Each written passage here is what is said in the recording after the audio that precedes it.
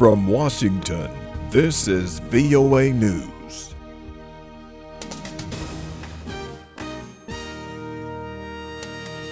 I'm Michael Brown reporting. U.S. President Barack Obama is in Spain, his last stop in Europe, before returning home to begin helping Americans work through the pain and anguish of last week's deadly shootings.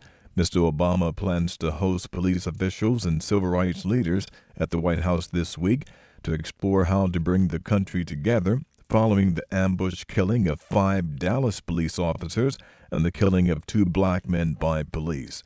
The president spoke to reporters before leaving the NATO summit in Poland.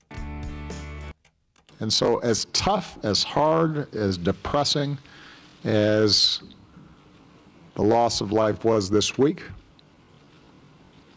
we've got a foundation to build on. We just have to have confidence that we can build on those better angels of our nature. Mr. Obama is due back in Washington Sunday night, a day earlier than previously planned because of the shootings.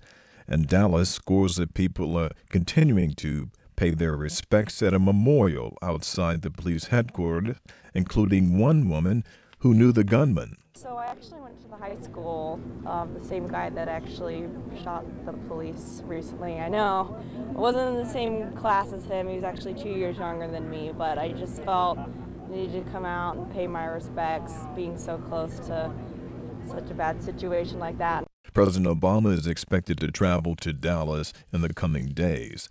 Protests over the shooting deaths of 2 black men by police turned violent in Minnesota, where one of the victims lived.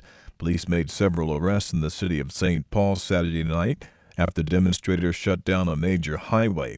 Some in the crowd threw objects, injuring at least one officer.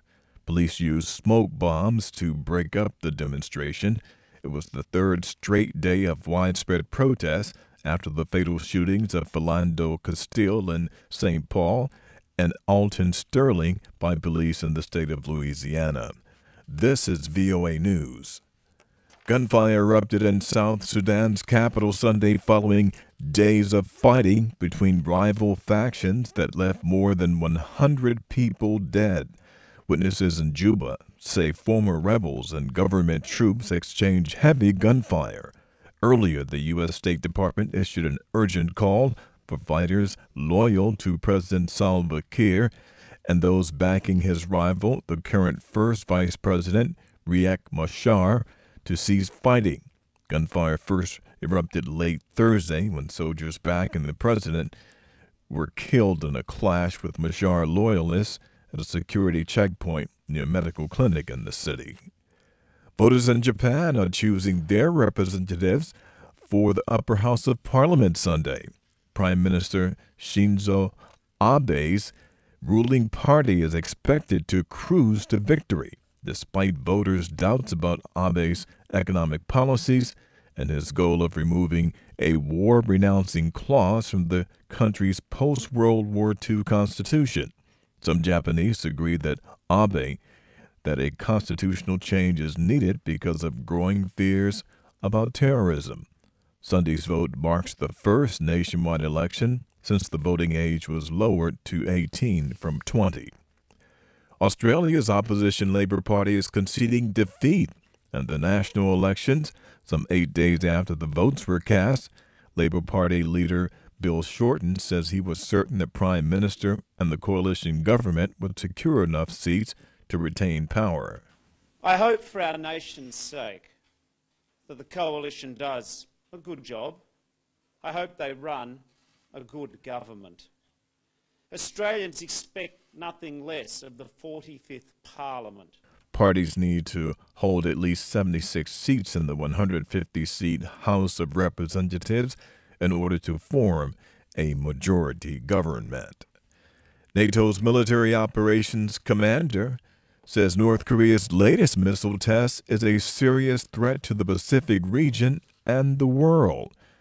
U.S. General Curtis Scaparrotti, NATO's supreme allied commander in Europe, said that Kim Jong-un's regime continues to work on its ballistic missile capability and is getting better working out its problems. The North conducted a submarine missile launch late Friday off its eastern coast. Initial reports indicate the missile fell into the Sea of Japan.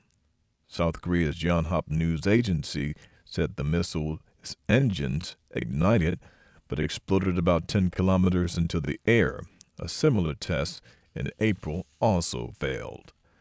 And congratulations in order, American tennis star Serena Williams celebrating her 7th win at Wimbledon. The Men's Wimbledon Championship will be crowned on Sunday. For more news, join us at voanews.com. I'm Michael Brown reporting in Washington.